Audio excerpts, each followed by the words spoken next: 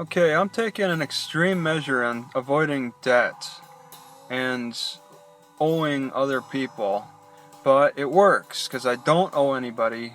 I'm not in debt, but I am severely choked off. I have very little money, but I'm scaling back. I'm practicing austerity measures to avoid debt because I think debt is much worse.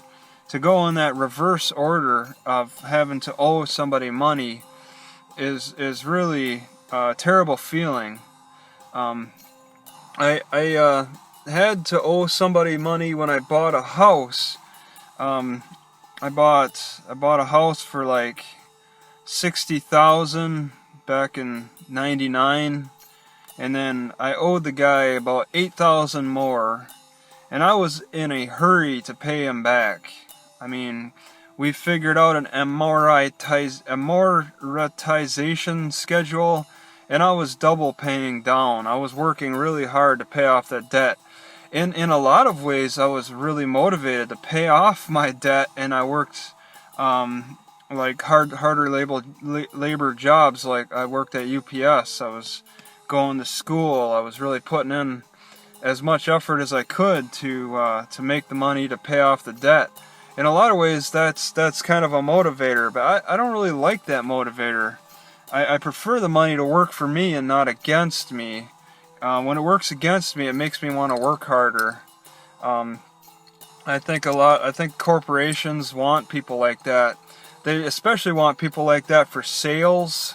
When I went through like a training for Rainbow Queen, which is a vacuum cleaner, they don't reveal that it's a vacuum till 3 days into the training. They want to get you committed to it, of course. But I learned that they want people who are really like at their short ends. They want people just desperate for money, because then those are the most motivated to sell. Those are the most motivated people out there. And when I went, I wasn't really motivated because I had a little money in my bank. I owned my house. That was my fallback for the longest time, was just knowing that I could always sell my house for some quick cash. But that's not an option anymore. My only fallback are food stamps. But either way, I mean, I learned from an early age, well before I was even able to buy that house, just by being guilt tripped by my mom. Just don't spend the money. You gotta save. I mean, we don't have a lot. Conserve. I mean, living on a trailer, it was an experience that I felt shameful about, because I would never invite anybody over unless there were other trailer court people. It was like a class distinction within a city of 8,000 people. And apparently the definition of city is 10,000, so I don't know why I call it a city. It's more of a town. But there was still a class distinction where there were certain areas that were designated for the people who make the money, and then other areas, the ones I lived in, where people didn't quite make enough.